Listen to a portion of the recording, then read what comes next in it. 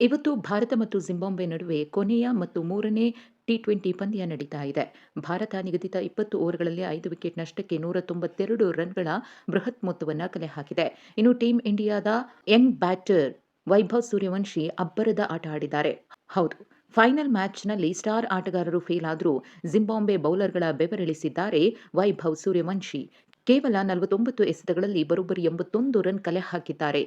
ಆ ಮೂಲಕ ತಂಡದ ಮೊತ್ತ 192 ರೀಚ್ ಆಗುವುದಕ್ಕೆ ವೈಭವ್ ಸೂರ್ಯವಂಶಿ ಪ್ರಮುಖ ಕಾರಣಕರ್ತರಾಗಿದ್ದಾರೆ. ಟಾಸ್ ಗೆದ್ದ ಭಾರತ ಬ್ಯಾಟಿಂಗ್ ಅನ್ನು ಆಯ್ಕೆ ಮಾಡಿಕೊಳ್ಳುತ್ತೆ. ಎಂದಿನಂತೆ ವೈಭವ್ ಸೂರ್ಯವಂಶಿ, ಅಭಿಷೇಕ್ ಶರ್ಮಾ ಓಪನರ್ಸ್ ಆಗಿ ಕಣಕ್ಕಿಳಿತಾರೆ.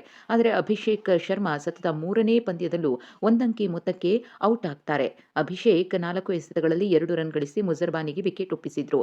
ಆದರೆ 15ರ ಪೂರ ಸೂರ್ಯವಂಶಿ ತಮ್ಮ ಅಬ್ಬರದ ಆಟವನ್ನು ಮುಂದುವರೆಸಿದ್ರು.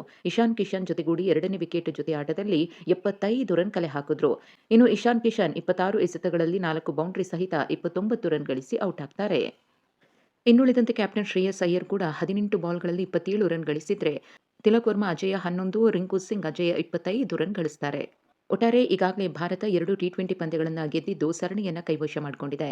ಈ ಮೂರನೇ ಮ್ಯಾಚ್ ಅನ್ನು ಗೆಲ್ಲುವ ಮೂಲಕ ಕ್ಲೀನ್ ಸ್ವೀಪ್ ಮಾಡುವ ಕಾತ್ರದಲ್ಲಿ ಭಾರತ ಇದೆ.